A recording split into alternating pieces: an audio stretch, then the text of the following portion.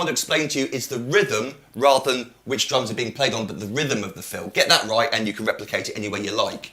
So we're playing through 16th notes. The tempo is 95 BPM, so we're counting this sort of tempo. 1 E ender, 2 E ender, 3 E ender, 4 E ender, 1 E ender, 2 E ender. And that's 4 16th notes per beat, obviously 16th notes. What Phil does to make it interesting for this fill, is group the notes up into groups of 3. So we've got a 3-note pattern being played, 2 on the hands and 1 on the foot. Let's play up on this high tom to start off with. Group of 3, 1, 2, 3, 1, 2, 3, 1, 2, 3, 1, 2, 3, 1, 2, 3, 1, 2, 3. And when we've got groups of 3 like that, they move across the beats in an interesting way. 1 E and 2 E and 3 E and 4 E and. It doesn't quite fit in, each group of 3 doesn't fit into each beat on its own. It goes across to the next one a little bit and it adds on. So you've got this effect.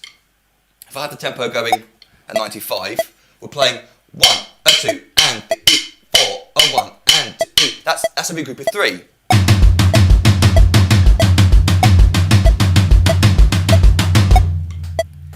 So it moves across the beat like that. 1, a 2 and E, 4, 1, a 2 and E, 4. So that's the actual rhythm there. We're playing 4 of those groups of 3. 1, 2, 3, 4. And then the last 2 notes on 4 and, if I count it, 1 E and 2 E and 3 E and we then fall on to 4. The last notes are played as just simply 4 ands. So we haven't got any bass drums in between. Now, as I said earlier on, I haven't got a billion drums like Phil has. So I'll show you how he plays it on his extended drum kit. He's got 2 more extra toms here. I've actually got an extra tom hidden behind that box. Let me just prove it to you. There you go, an extra tom. So what Phil does is he's got an extra 2 coming out of there. And he plays each of those groups of 3, the hand notes, 2 on the, he's playing on 2 different drums. So the highest note, the highest tom, then the second highest tom for the first group of 3, da, da, dum. Then he moves the hands 1 drum across and plays second highest with third highest, da, da, dum, and then all round the kit. And it ends up that he's then able to play the 4 ands as the floor tom, the lowest floor tom and the second lowest floor tom. So you get da da da da da da da da da da. I couldn't replicate that exactly because obviously I was playing air there, where the drum should be. But that's how Phil plays it. Now what I've got here is some variations. Let's look at variation 1. Here's how you could play it if you've only got 4 drums like this. So you just simply play, instead of 2 drums at a time, you play 1 drum at a time. So I'm playing 2, 2, 2, another 2, and then ending it there. If you've only got 3 drums, then you could do this. So you play 2 groups on the floor tom, and then the 4 and is simply going back up to the medium tom and floor tom. So you've got a different sound for those last 2 notes. You might want to play flans on the floor tom instead. That might work as well. But you can see it doesn't really matter what drums you use, it still sounds like the Phil Collins.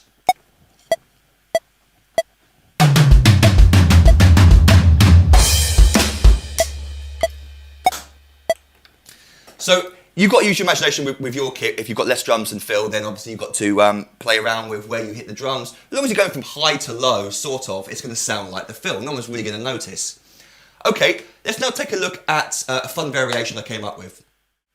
So for the last variation of this video, I thought I'd include the bass drum, or do some more things with the bass drum, specifically with the double bass drum pedal. So whenever I'm playing a lick, and there's a single bass drum note in a linear style pattern, all those little bass drum notes on their own, I could have doubled up. So whenever I play a single bass drum note, I can simply replace it with 2 bass drum notes played at the same tempo. So instead of playing, I could play. Make sure those 2 bass drum notes roll into the next grouping of 3. You can also try and play it with 1 foot. Won't be as strong, but it's great technique practice. So going back to the original Phil, played on my 4 tom setup, you could play this.